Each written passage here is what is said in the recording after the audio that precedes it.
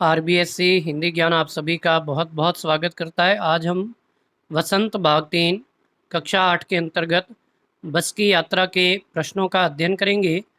प्रश्न 1, मैंने उस कंपनी के हिस्सेदार की तरफ पहली बार श्रद्धा भाव से देखा। लेखक के मन में हिस्सेदार साहब के लिए श्रद्धा क्यों जाग गई?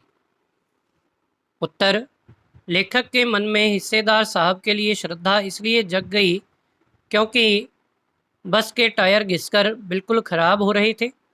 इस कारण बस पंचर हो गई और ज़ोर से हिलकर रुक गई। यदि बस तेज़ गति से चल रही होती तो निश्चय ही उछलकर नाले में गिर जाती। इस प्रकार अन्य यात्रियों के साथ वह भी अपनी जान जोखिम में डालकर उनके साथ यात्रा कर रहा था। प्रश्न 2, लोगों ने सलाह दी कि समझदार आदमी इस शाम वाली बस से सफ़र नहीं करते। लोगों ने यह सलाह क्यों दी? उत्तर, लोगों ने यह सलाह इसलिए दी क्योंकि वे जानते थे बस की हालत बहुत ख़राब है।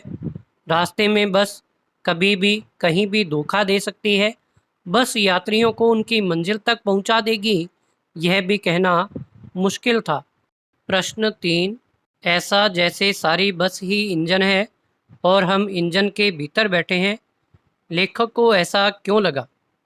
लेखक को ऐसा इसलिए लगा क्योंकि जब बस को स्टार्ट किया गया तो बस इंजन की ही भांति ज़ोर ज़ोर से आवाज़ करने लगी। इस कारण लेखक और उसके मित्रों को यह लगा कि जैसे सारी बस ही इंजन है और हम इंजन के भीतर बैठे हैं। प्रश्न 4, गजब हो गया, ऐसी बस अपने आप चलती है।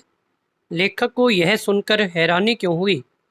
लेखक को यह सुनकर हैरानी इसलिए हुई क्योंकि देखने में बस अत्यंत पुरानी और खटारा लग रही थी और बस को देखकर विश्वास नहीं हो पा रहा था कि यह सफ़र तय कर पाएगी। इस कारण जब लेखक ने कंपनी के हिस्सेदार से पूछा कि यह बस चलती भी है, तब उसने कहा कि यह बस अपने आप चलती है। यह सुनकर लेखक को हैरानी हुई। प्रश्न 5, मैं हर पेड़ को अपना दुश्मन समझ रहा था। लेखक पेड़ों को अपना दुश्मन क्यों समझ रहा था? बस की दशा को देखकर ऐसा लग रहा था कि जैसे उसे ज़बरदस्ती चलाया जा रहा है। बस के ब्रेक कभी भी फेल हो सकते थे या वह कहीं भी खराब होकर रुक सकती थी। ऐसी स्थिति में बस के चलने पर यदि कोई भी पेड़ सामने आता तो लेखक को ऐसे लगता कि जैसे बस उस पेड़ से टकरा जाएगी। इस कारण लेखक को पेड़ अपने दुश्मन लग रहे थे। पाठ से आगे प्रश्न 1, सविनय अवज्ञा आंदोलन किसके नेतृत्व में, किस उद्देश्य से तथा कब हुआ था? इतिहास की उपलब्ध पुस्तकों के आधार पर लिखिए। सविनय अवज्ञा आंदोलन महात्मा गांधी के नेतृत्व में मार्च 1930 में अंग्रेजों के विरुद्ध प्रारंभ हुआ था।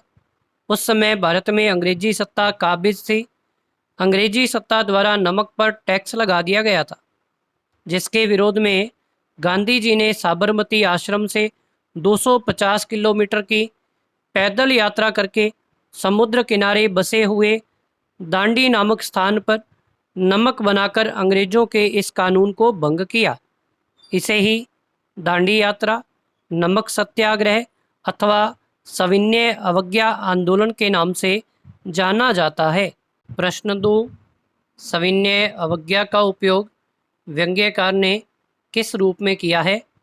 लेखक हरिशंकर परसाई ने बस की यात्रा कहानी में सविनय अवज्ञा का उपयोग बस की जीर्ण शीर्ण अवस्था के लिए किया है। जिस प्रकार अंग्रेजों के काल में भारत की अवस्था उसी बस की भांति जीर्ण शीर्ण थी। ऐसी स्थिति में भी सभी भारतीयों ने अपने जातिगत भेदभावों को बुलाकर देश की स्वतंत्रता के लिए प्रयास किया।